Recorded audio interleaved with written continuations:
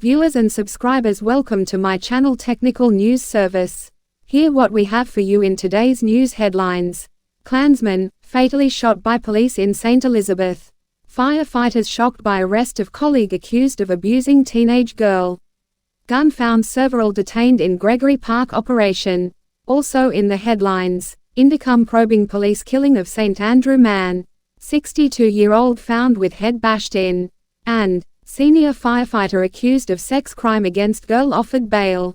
Watch full video to get update on the latest news happening in and around Jamaica. Also remember to like, share, comment and subscribe to my channel. Also hit that notification bell so you can be notified when we drop a new video. Stay tuned for details.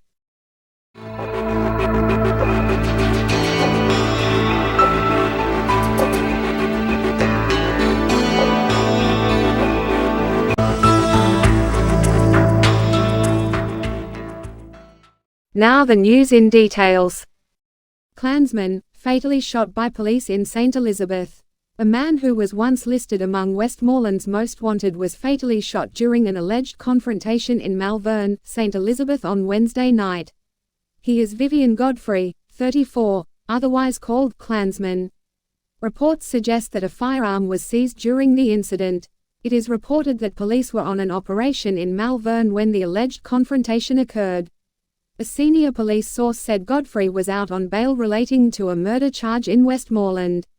In July 2022 he turned himself in after police listed him as wanted for serious crimes in Westmoreland. He was featured on the police's Wanted Wednesdays. Godfrey was also charged for gun-related offences, namely shooting with intent and illegal possession of firearm and ammunition. A police report said that on June 30, 2022, a group of persons were walking on Ricketts Avenue in Westmoreland heading home from a wake. Godfrey reportedly opened gunfire at the group. Police said no one was injured in that incident. The incident was reported to the police and Godfrey was listed as wanted following extensive investigative inquiries. A reliable source told that Godfrey relocated from Westmoreland to Malvern after being on bail. Firefighters shocked by arrest of colleague accused of abusing teenage girl. Shock quickly spread throughout the St. James Fire Brigade on Wednesday after news emerged that a high-ranking fireman had been arrested and charged with a sex crime committed against a teenage girl. The St. James police arrested the fireman at his office in connection with an incident involving a 14-year-old girl who was doing voluntary work at the fire station in July. He was later questioned in the presence of his attorney, then subsequently charged with attempted rape and sexual touching on Wednesday afternoon.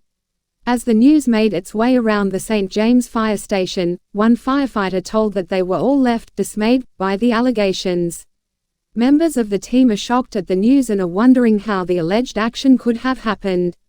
It has left a number of people quite dismayed, said the firefighter who requested anonymity. Some people are hoping it's not true, because it's a massive embarrassment for the organization, the firefighter added.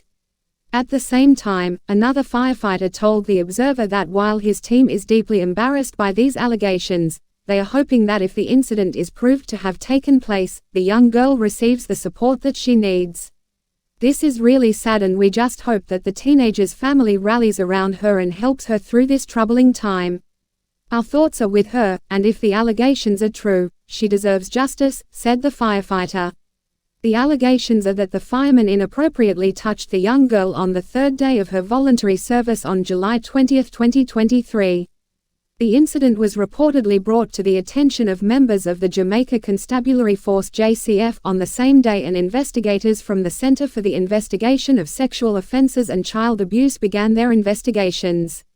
The investigation into the matter continues. Gun found, several detained in Gregory Park operation.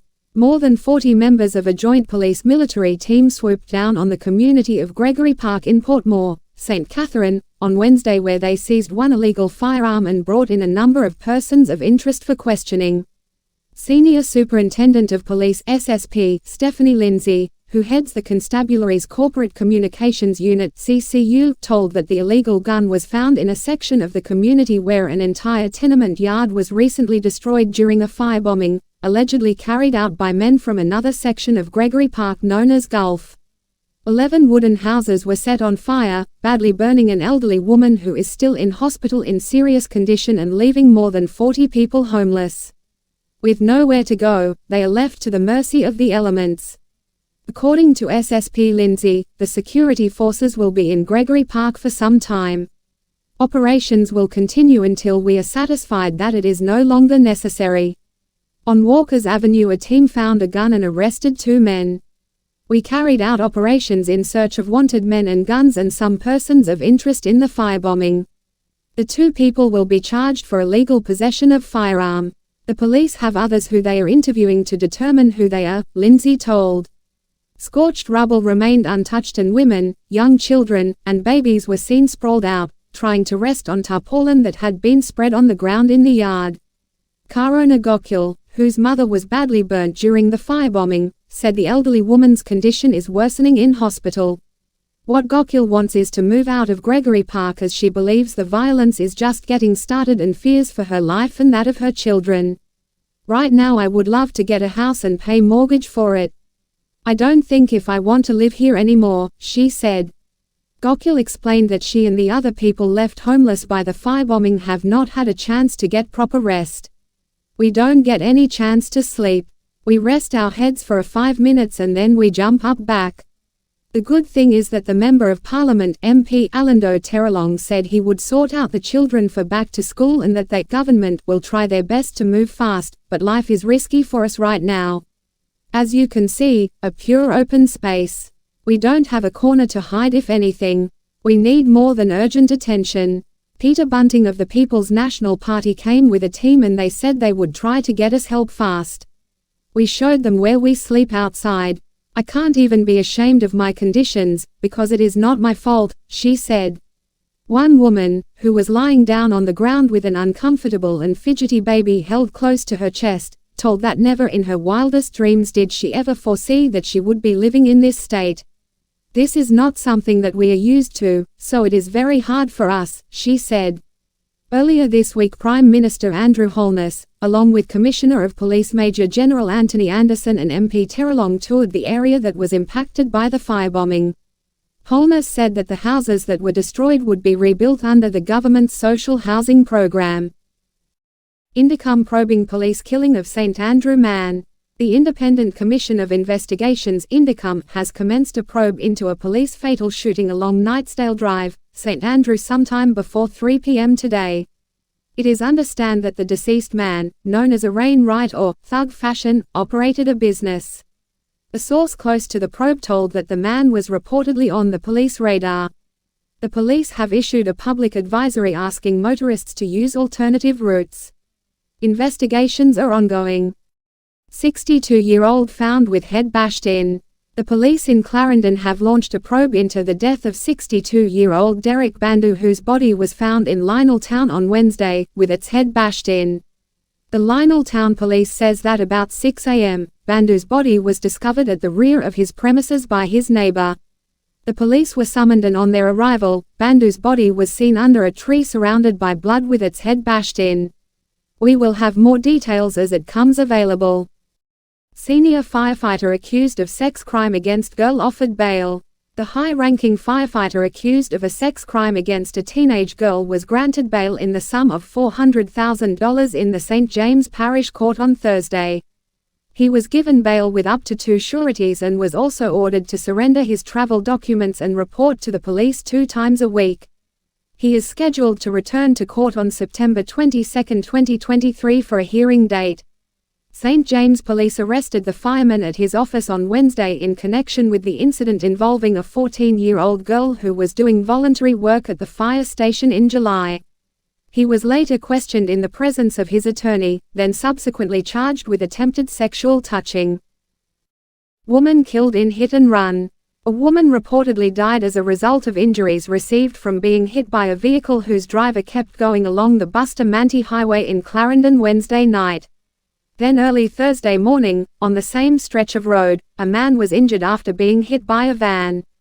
The dead woman has been identified as 34-year-old Stephanie Beeson. She was on her way home with her husband Jason when the incident happened. He told the Jamaica Observer that he and his wife got out of a taxi, and as he paid their fare they heard a whistling sound. He tried to move his wife out of harm's way but he was too late. She was hit by a van. Break her hand, foot, neck, back and her ribs. She died on the spot, he said of the tragedy. Beeson was pronounced dead on arrival at hospital. The incident happened sometime after 10 o'clock in the vicinity of the Hunts Pen community. Her distraught husband thinks inadequate lighting along the road was a factor in her death. He complained that promises to fix the problem have not been kept. My sons will grow without a mother, when everybody have their family my own short cause they are without a mother, he said mournfully. He believes speeding was also a factor in his wife's death.